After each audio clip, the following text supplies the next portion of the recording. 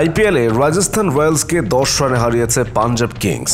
আগে ব্যাট করে 219 রান সংগ্রহ করে পাঞ্জাব কিংস। জবাবে শেষ পর্যন্ত 209 রানে থামে রাজস্থান রয়্যালস। জয়পুরে টস জিতে ব্যাটিংয়ের সিদ্ধান্ত নেয় পাঞ্জাব কিংস। শুরুটা ভালো হয়নি পাঞ্জাবের। দলীয় 19 রানে ভাঙে পাঞ্জাবের উদ্বোধনী জুটি। রানের খাতা খুলতে পারেননি পাঞ্জাবের নতুন বিদেশি তারকা মিচেল ওয়েন।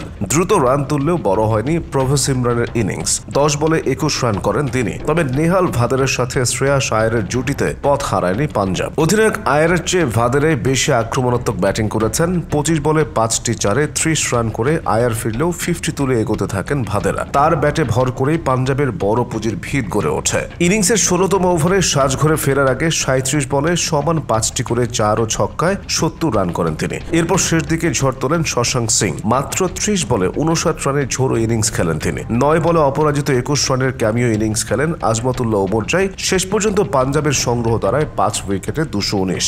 জবাবে দুর্দান্ত শুরু পায় রাজস্থান রয়্যালসও। রান তারায় যেমন শুরু দরকার ছিল রাজস্থান রয়্যালসকে তেমন শুরু এনে দিয়েছিলেন যশস্বী জয়সওয়াল এবং বৈভব সূর্যবংশী। অর্শদীপ সিং এর করা প্রথম ওভারে জয়সওয়াল নিলেন 22 রান, যা আইপিএল ইতিহাসে ইনিংসের প্রথম ওভারে কোনো ব্যাটসম্যানের তৃতীয় সর্বোচ্চ। 50 করেন ওপেনার যশস্বী জয়সওয়াল। অন্যদিকে দারুণ 4 ছক্কার প্রদর্শনী দেখান বৈভব সূর্যবংশী। 4টি করে 4 ও ছক্কা হাঁকিয়ে 15 বলে 40 রানের বিধ্বংসী ইনিংস খেলেন তিনি। তবে এরপরই ছন্দপতন হয় তাদের। রিয়ান পরাগ, সঞ্জু স্যামসনরা ইনিংস বড় করতে পারেননি। তবে ধ্রুব জুরেল শেষ পর্যন্ত ম্যাচে রেখেছিলেন। 3টি 4 ও 4 ছক্কায় 31 বলে 53 রানের দারুণ এক ইনিংস খেলেন তিনি। তবে মেলাতে পারেননি শেষ ওভারে 22 রানের সমীকরণ। শেষ 7 উইকেটে 209 রানে থামে রাজস্থান। 3 উইকেট শিকার করেন হারপ্রীত ব্রার। আইপিএল এর এবারের আসরে নিজের প্রথম ম্যাচেই মুস্তাফিজুর রহমান চেরালেন নিজের জাত। প্রমাণ করলেন কেন তাকে হন্তদন্ত হয়ে কিনেছে দিল্লি ক্যাপিটালস। হাই ভোল্টেজ ম্যাচে গুজরাট টাইটান্সের ব্যাটারদের ফেললেন ধাঁধায়। যদিও ম্যাচটা হার নিয়ে শেষ করেছে দিল্লি। ঘরের মাঠে টস হেরে প্রথমে ব্যাট করতে নামতে হয় দিল্লিকে।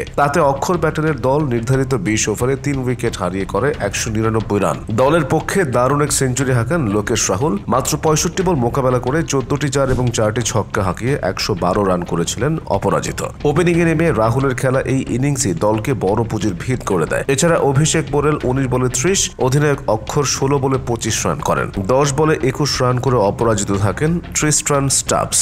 ফাফ ডু প্লেসি ইনিংসের সূচনা করতে নেমে 10 বলে করেন 5 রান। ছোট মাঠে এই পুঁজিকেও খুব বড় বলা যাচ্ছিল না, তাই প্রয়োজন ছিল বোলারদের ক্ষুরোধার পারফরম্যান্স। সেই পরীক্ষায় শুরুতেই ফেল অক্ষর নটরাজনরা। তৃতীয় ওভার পর্যন্ত গুজরাট হাঁকিয়ে ফেলে 6টি 4 এবং 2টি ছক্কা। রানের লাগাম টানতে বল তুলে দেওয়া হয় মুস্তাফিজের হাতে। চতুর্থ ওভারে কোনো বাউন্ডারি হজম না করার সুবাদে বাংলাদেশি পেসার লড়াইয়ে ফেরান দিল্লিকে। ষষ্ঠ ওভারে একটি 4 হজম করলেও 2 ওভারে খরচের খাতায় ছিল মাত্র 13 রান। 16তম ওভারে আবারও আক্রমণে এসে মুস্তাফিজ হজম করেন জোড়া 4। তখন অবশ্য ম্যাচই হাতছাড়া হয়ে গেছে দিল্লির। পতন ঘটেনি কোনো উইকেটেরও। স্বভাবতই গুজরাটের ওপেনাররা ছিলেন মারকুটে মেজাজে। ওপেনিং জুটি দলকে পৌঁছে দেয় জয়ের বন্দরে। 10 উইকেটে হারে দিল্লি।